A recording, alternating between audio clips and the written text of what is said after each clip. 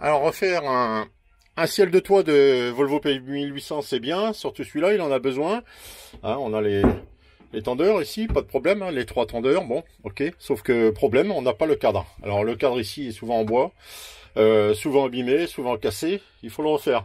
Alors le refaire, moi j'ai choisi avec du scotch de peintre de refaire une empreinte. Et difficulté, bien sûr, c'est pas plat cette histoire, vous voyez, c'est incliné comme ça, hein, c'est pas à plat. Hein, donc on va pas partir d'une planche plate, sinon il va vous en manquer. Je vais vous montrer ça plus facilement.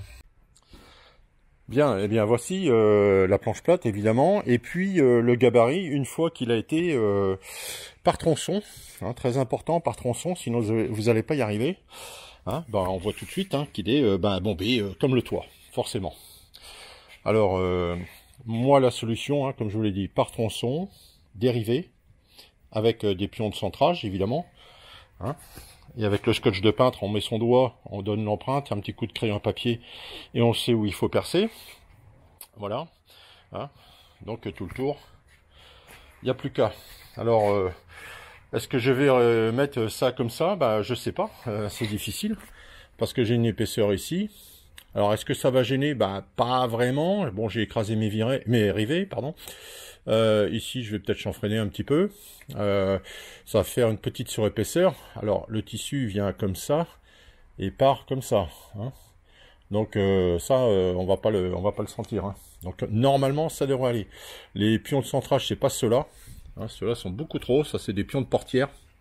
Alors pourquoi? Ben, parce que si vous mettez vos pions de centrage les bons à chaque fois, ben, pour les enlever, bonjour, hein, c'est pas facile. Alors que ceux-là, ben, ils vont s'enlever assez facilement. Hein, les autres sont beaucoup, beaucoup, ils sont plus courts. Voilà. Eh bien, on va voir ce que ça donne avec le tissu. Et puis c'est pas facile, hein, franchement. C'est l'enfer. Bon, bien voilà. Ça a avancé, évidemment. Alors, qu'est-ce que j'ai fait? J'ai agrafé la toile sur le cadre hein, que vous avez vu juste avant. Alors, si on regarde la super documentation, voilà, hein, ça correspond pas, hein, et ça non plus. Les cadres vaguement, bon. Ce qui est intéressant néanmoins, alors bien sûr, hein, c'est écrit en suédois parce que je la suis en Suède, mais enfin vous pouvez traduire avec le portable, ça c'est pas un problème, bien qu'ils vous disent pas grand chose. L'information importante, c'est qu'ils vous ont tracé un trait. Alors moi j'ai fait suivre le trait, alors bien qu'ils vous disent que c'est indicatif, hein. Moi j'ai trouvé ça quand même plus sûr, de dire que l'indicatif ça va être bon, vous voyez le trait il est là, alors moi devant il est bien, derrière j'ai cet écart là, bon. Ils vous disent de mettre ça en dernier, et moi je préfère le mettre avant, hein, parce que ça rentre vraiment très difficilement à l'intérieur ici, hein. J'ai eu quand même peur de déchirer. Hein. Autre détail, ils disent de mettre ce lacet. Ils appellent ça un lacet. Alors moi un lacet sur les chaussures, je vois bien. Là vachement moins. Alors le mettre, le mettre comment? Ils ne le disent pas bien sûr. Est-ce que c'est ici? On pourrait supposer que c'est ici. Là. Alors si on le met ici, faut le coller. Certainement. Hein, c'est bien de dire coller le lacet. Alors, moi, le lacet de mes chaussures, je les colle pas. Hein. Bref, alors, je sais pas si ça va aller là. Je pense pas que c'est un lacet pour aller ici. J'ai regardé des vidéos hein, sur le net, j'ai rien trouvé. Je vois pas l'intérêt de le mettre là d'ailleurs. Hein. Le mettre ici, ça va faire une super épaisseur. Va falloir vachement bien le coller. Ouais, à suivre. Bien, qu'est-ce que ça donne de l'autre côté? Bon de l'autre côté, voilà. C'est pas si mal pour un débutant, c'est mon premier. Les plis, voilà. Donc ça va être tendu évidemment par ça. Hein. Donc il n'y a pas vraiment beaucoup de plis. Travailler, moi j'ai travaillé à l'intérieur de la maison hein, pour que ce soit le plus propre possible. Et écoutez, vu qu'il n'y avait rien avant, ça sera quand même mieux. Alors ils vous disent, vous collez ou vous agrafez. Alors moi je vous déconseille vivement de le coller, parce qu'une fois que c'est collé, c'est pas toujours facile à ajuster, hein, d'autant que vous allez mettre des serre-joints. Moi, les agrafes, là, je peux vous dire que j'en ai enlevé un paquet avant d'arriver, on va dire, au bon réglage. Hein. Donc, vous en mettez une de temps en temps, et puis voilà. Dégagez bien vos œillets, là, ici, hein, parce qu'il va falloir les remettre.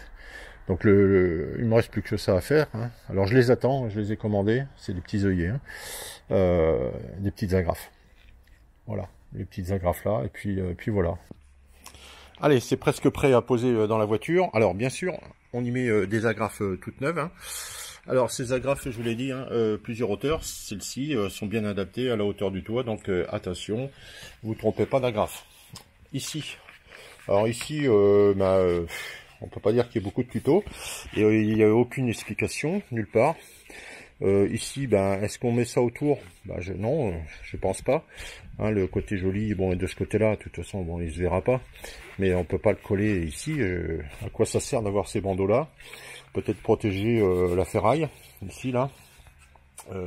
C'est un grand mystère. Donc, moi, j'ai fait un petit trou là. Et puis, j'ai fait passer mes baleines à l'intérieur. Voilà, tout simplement. C'est pas spécialement conçu pour, puisque regardez. Il y a des agrafes, hein. Donc si on les fait passer comme ça, bon, ça gênera peut-être pas parce que les agrafes, voilà, ça va être posé comme ça, hein. Ça va être un petit peu loin. Bon, ok. Ça peut peut-être éviter les vibrations avec le toit ici là. Bon, il y a quand même une espèce de laine de verre, hein, donc normalement ça va le faire. Alors, on va continuer. Bon, alors je vois beaucoup de bêtises.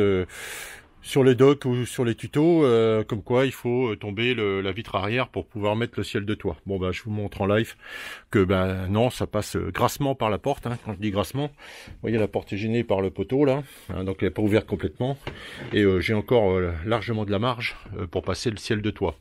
Donc bon, moi il fallait de toute façon que je repeigne tout ça, puisque j'avais de l'oxydation. Et puis mon joint était mort, il avait 60 ans. Hein.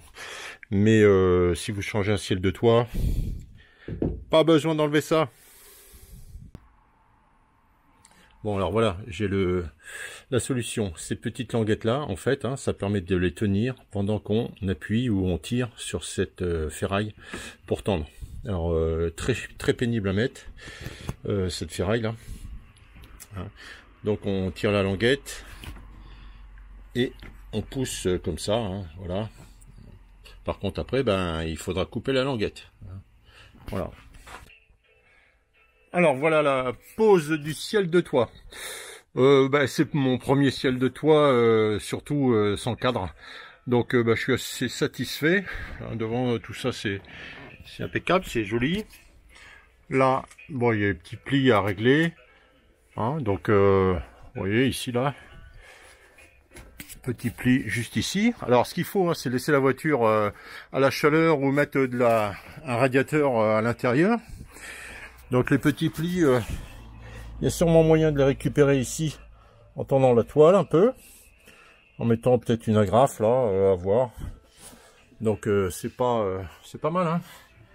Franchement le rendu est pas mal pour un bisu comme moi. Donc c'est mon premier. Je pense que vous en êtes capable aussi. Voilà. Alors, j'ai été embêté avec ces lames là, ici. Elles avaient du mal à rentrer dans les cadres. Donc, ce que j'ai fait, moi, j'ai coupé un tout petit bout les lames. Voilà. Sinon, ça me tendait un peu trop. Donc, j'ai pas voulu trop tendre. Là, il est bien tendu, hein. Donc oui, j'ai adapté l'original. Il y en a qui vont hurler. Moi je m'en fous, ce que je vois c'est que c'est propre. Et c'est pas pour 1 centimètre que on va chouiner. Voilà. Bien, on va continuer maintenant le projet de cette voiture P1800 Volvo. À bientôt.